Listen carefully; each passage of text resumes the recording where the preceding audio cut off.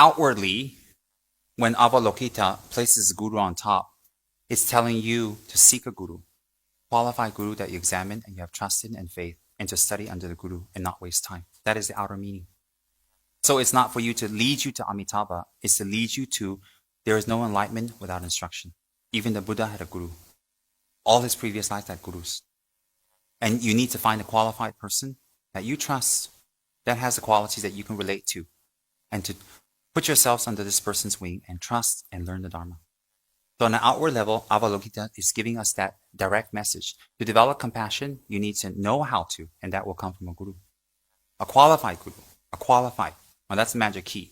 I'm not talking about me, I'm talking about qualified Guru. Alright? And so, when we practice Amitabha, okay, you gotta listen to this very carefully, okay? It will help you a lot. When you practice Amitabha or Avalokita or Vajrayogini or Yamantaka or Tsongkhapa, you're not only going to be connected to these deities in every life. Whatever deities manifest, whatever Buddhas manifest, the merit you collect in relation to these deities will be exactly the same. Because what you're trying to achieve is not these deities. What you're trying to achieve is the nature of these deities, enlightenment. So if you happen to devote yourself to Amitabha, and the next era is Maitreya, you will naturally be one of his foremost students. Why? The merit you collect in relation to Amitabha and Maitreya is no difference at all, because a Buddha is a Buddha. There is no jealousy and bias at all. So the merit you gain is not Amitabha's merit, and you can't transfer it to, Maitreya Buddha's merit. So you don't have any fear in that. So if you think that if you're praying to one Yidam, you're missing out the other, it's completely wrong thinking. But it's good thinking because we're trying to be detailed, we're trying to be sure. So if you devote yourself to Vajrayogini, when Maitreya comes, you go there for teachings, Maitreya can say, excuse me, you didn't give me any butter lamps and offerings last aeon. Out. You can stick with your little slut Buddha here with no clothes. But you say, but hello, this Buddha is not manifesting and she's not around. I can't get to her. Too bad. And by the way, my name is Maitreya, which means love. Get out. I don't think so. You see, if you practice Vajrayogini really intensely, Avalokiteshvara really intensely, Buddha Shakyamuni intensely, it doesn't really matter which Buddha, which image you make offerings to. It doesn't matter at all. But you do it and you collect merit. That merit has no label. That merit has no definition of which Buddha it came from. Merit is merit. Example, if you got a great body, who knows which gym you went to? It doesn't matter, does it? So if you go to that gym, you have a great body, then you go to another gym, you don't have a great body because you didn't go to that. No, a great body is a great body, whatever gym you go to.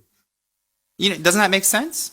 So similarly, if you devote yourself to one Buddha, and you devote yourself or one or two that you need very much, what happens is you collect merit. You collect a propensity to achieve the 6 paramitas, wisdom and compassion, skillful means, eradication of negative karma and habituation, purification of previous lives' negative karma, and a continuum or continuity to be connected to the Buddhas in the future. So this merit will automatically propel you. Let's say your guru is not a high living lama. He's a schmuck like me who's trying to practice and he knows a little bit Dharma and he cannot reincarnate. I don't have powers to reincarnate and I don't know where I'm going to go next. I do the visualization. When they screw me in the coffin and they throw me on the ground, I'm shivering too. That's why I'm requesting to be burned, but what's the difference? It's still as scary.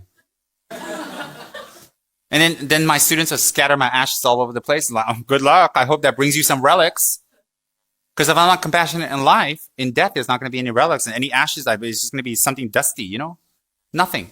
So my point is this, is that if you devote yourself to your guru, and he's a high lama or not, it doesn't matter. If he has the knowledge and he has the qualities that bring you to enlightenment, if you practice and you're devoted to your lama, you're not devoted to the person itself alone. You're devoted to the qualities and what you want to achieve. And therefore, even if your lama in next life doesn't have power to reincarnate and he took rebirth somewhere else completely far from you, you will meet another lama and another lama that's qualified of the same practice and continue again.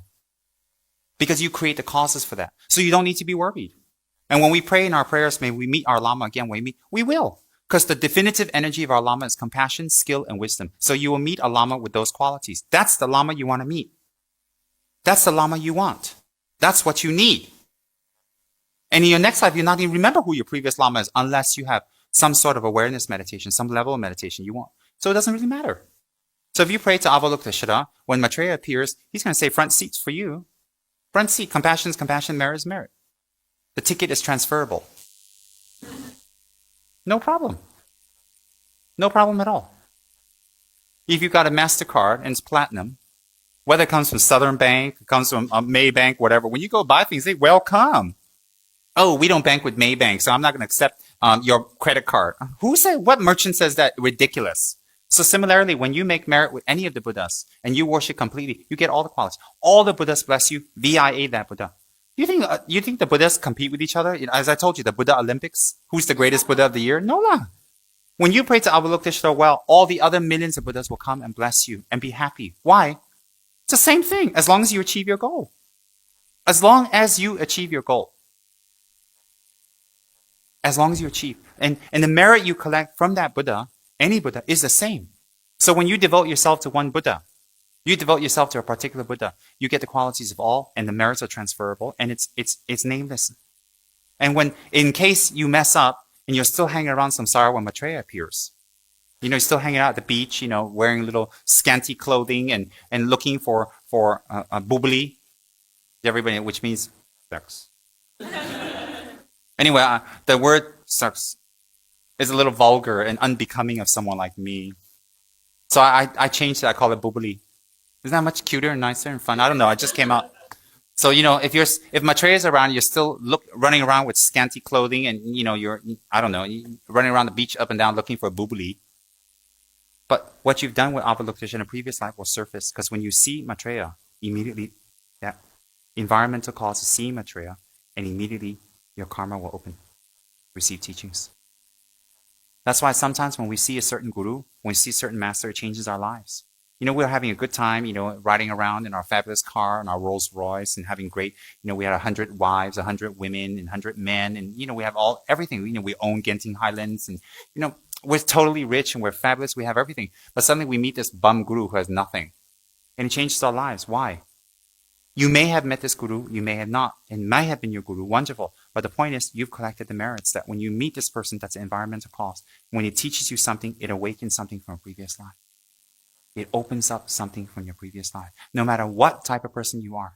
You can be a drunkard, you can be a loser, a gambler, a womanizer, you can be whatever. You can be a construction worker, a family man. And when you meet this person, that's the environmental cause. And when they speak the words that you have practiced in your previous life, the imprints will open up immediately. Immediately.